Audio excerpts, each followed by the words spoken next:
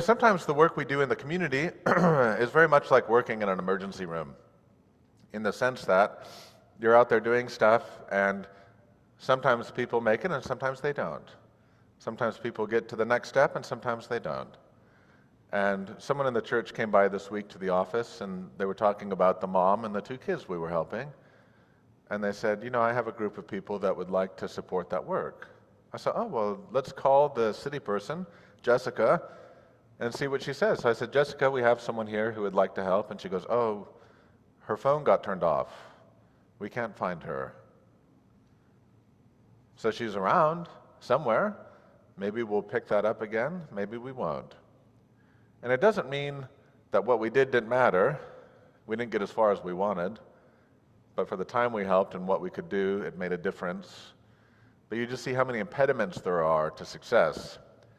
And there's all these little things that can be turned on and off, things that can be blocked, cars that can run out of gas, courts and police and bus stops. And there's so many factors in all of this that it becomes very complicated. But we should never lose hope, and we must never stop engaging those who are vulnerable.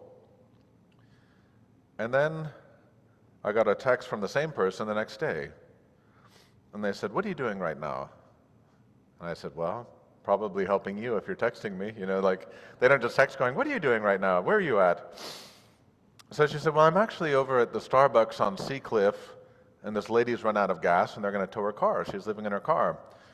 Maybe the church can give her a gas card. And I happened to be right by there. It was like perfect timing. So I go, well, I'll just come over, and the church will buy a gas card, and then she can be on her way. So I go into the gas station on Golden West in Yorktown, because her car was just 25 yards from there. And the guy goes, you can't buy a gas card with a credit card. And I go, oh, okay, well, how about a debit card? Oh, he says, I don't know, let me call my manager. And all these kids on the high school baseball team filling the, buying beef jerky and stuff. So he comes and he goes, nope, the manager won't let you buy it with a debit card. I go, well, what if I buy some beef jerky and then get cash back and then buy a gift card with the cash? Oh, he says, we don't do that here. Good Lord, so I just go, I'm kind of in a bad mood now because I just think it's so stupid and inconvenient. Because of course this should be about my convenience. And luckily there's a Chase Bank close by, so I go to the Chase Bank. I take out the cash that we would have just spent with a credit card. I go over to the Starbucks and I go, look, this was I'm just giving you the cash because I'm not going to go buy a gift card and then give you the gift card. You're out of gas, go buy the gas. And the lady for the city, she goes, oh, thank you. I offered her some money, but she wouldn't take it. And I go, it's good. God loves you. Have a good day. Just like that. God loves you. I'm leaving now. And now here's what she texted, which is, she said, thank you for helping. Thanks to the church for helping. I said, we're happy to help even with the dumb policies of the gas station. And then she said, that is super annoying, but now listen to this. She said, this lady is having a bit of a struggle with her faith because she was married to a pastor, and in the divorce, she's lost everything and is living in her car. She wouldn't take my $20 because she felt it was enabling to her, and she said no. But when you showed up, she so strongly felt God's presence, and like he was multiplying what was offered and rewarding her for being strong. It was beautiful and more impactful than you know. And I'm only telling you that story. That has nothing to do with me, because I was in a bad mood, and I felt put out because it didn't go without any hitch. It's a reminder that when you say yes to loving your neighbor, when you say yes to serving your neighbor, you might be part of a bigger story that you have no idea about, and God may be giving a message that you have no idea about. It's like when we were in Bible study the other night, 2 Wednesdays ago, and there's a recovery group that meets in Burkow Hall at the same time, and a woman came in and she goes, oh.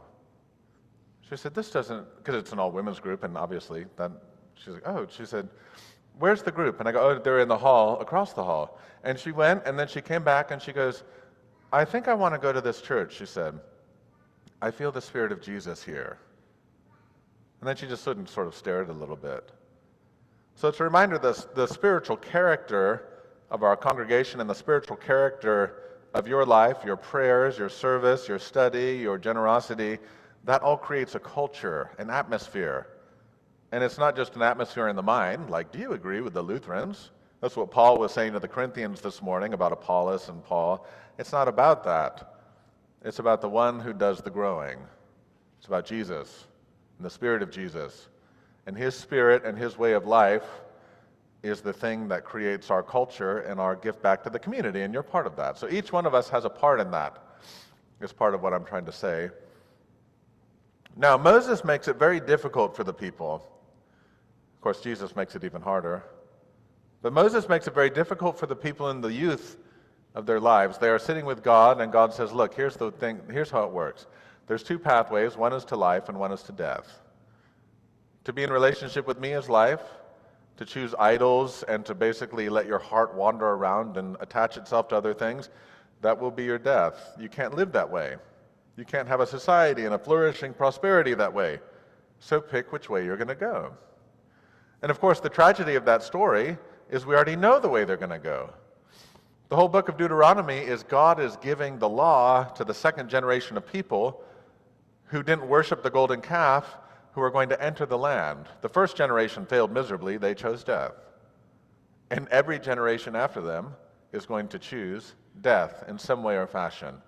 There are times where there's a kind of theological, spiritual synergy where God and the people are living faithfully, but more often than not, the Bible is filled with stories where people have forgotten, people are rediscovering the law, people are trying to understand a new language, people are trying to get reconnected. It's more a story of disorientation than anything else. Oh yeah, just in case anyone, I gave Rowan permission to wander around.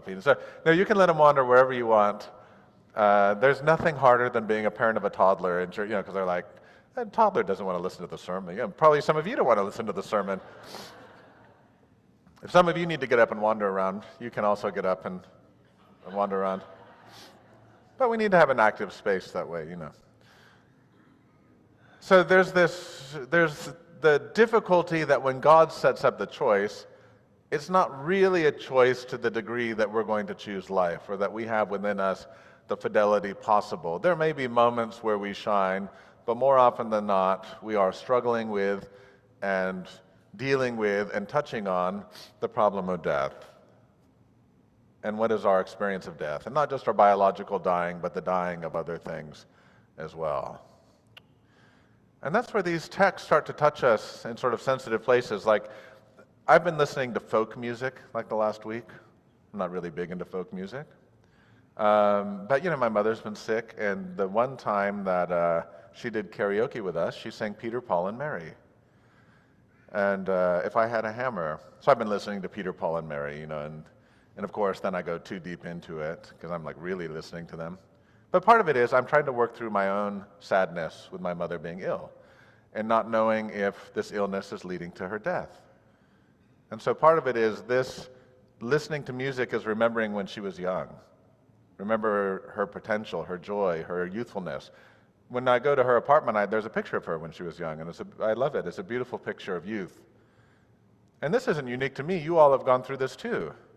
You've gone through these moments of touching on the sensitive areas of grief, of loss, of youth that is past, not of a pathway to life, but when we get to death, when we're having to figure that out and lift that up and hold on to it and let it go. And that's part of our experience of living. So sometimes too, we're in this moment of our mortality, our very human nature, and then we hear some of these texts and we're like, really? This is even worse. This is even harder than I thought. And it's not just Deuteronomy. You get to Jesus this morning, and Jesus is impossible. It's so, like this text from the gospel this morning, oftentimes the place that people struggle with it is when he talks about marriage and divorce. Because of course people in the church have been married and divorced, and they've been remarried, and they hear that word of Jesus as a word of judgment. And it's gotten to the point, I was actually in a study, I think I was telling someone this earlier this week, where some pastor said, I don't even read those verses anymore because I don't want the people to get upset, that they've, but it's like, why don't they get upset at all the other stuff he says? And to the degree, there's nothing that Jesus says that's not impossible. He says, yeah, you thought the law, well, you heard what was said to the ancients. They couldn't even keep the law that said don't murder, don't commit adultery, don't bear false witness. And now he's saying don't be angry, don't lust. What? Like I was driving down, we were at a Cursillo training yesterday. I saw Pastor Carl and Bonnie. I actually invited them to church, but they were going to Palm Desert today. But they're getting ready for Cursillo too. And, and of course, we were going to go through a light, and someone stopped, and then I'm like swearing at them in my car. Jesus said that. He said, if you call someone a fool, or you call them a moron, or a numbskull, or all the words are words I can't repeat in the church that I used, he said, you'll go to hell.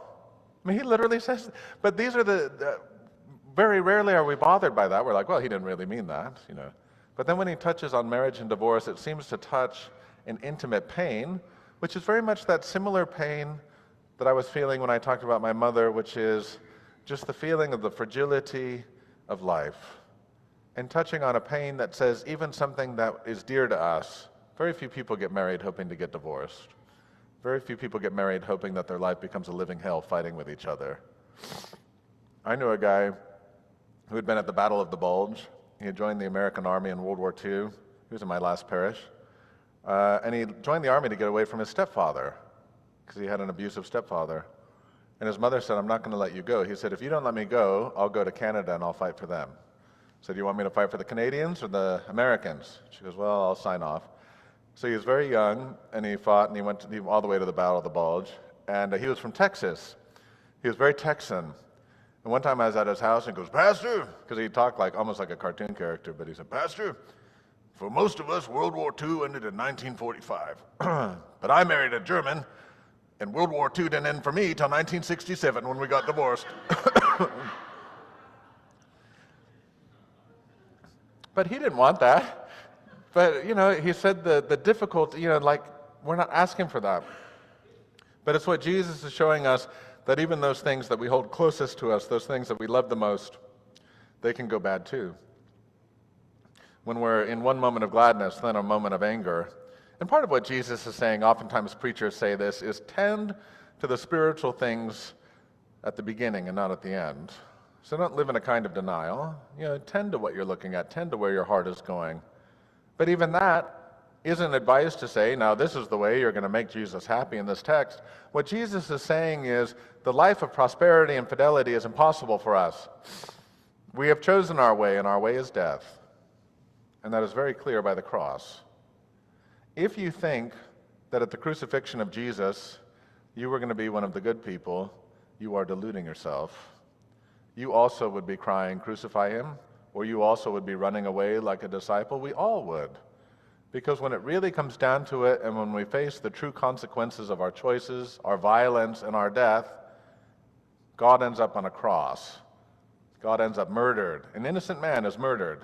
There is false testimony, there is violence, there is sort of the adultery of idolatry. It is all there on the cross, on display, high noon, for the whole world to see. And yet, God takes our dying and our death, and that's where God makes a way for us. See, this is why it's called good news. If God just wanted to keep adding law upon law, obligation upon obligation, we would simply be crushed. And there are religious communities that do that. They will add obligation to obligation and say, be perfect, be better than what you are. And they go, well, I can't do that, I'm struggling. Well, keep working, do it. Rather than saying, we know where we end up. We end up at the cross. We end up at the place of death. And we keep living beyond that, and we live in the spirit of Easter, but God takes our death as an offering and returns it for life. Whether it's violence, lust, anger, adultery, false testimony, murder, whatever 10 commandments are breaking in the moment, God takes that as a death and can bring about life. This is the alchemy of the gospel. And this is the alchemy of our community. We are not the community of the moral people. We're not the good people. We are the people who have heard the good news that God has taken our death and turned it into life. I was thinking about that for myself. We will get to the point, hopefully not now, I think in hopefully a long time, whether it's my mother or a sibling or myself, there will be the day where each of us has to offer God our death. And that will be all we can offer. That will be all we have left. It will be this great moment of poverty. And God will take it. God will hold it close to the heart of Jesus. And God will return it with life. And that becomes the good news. We chose the way of death, and God turned it into a pathway of life. Amen.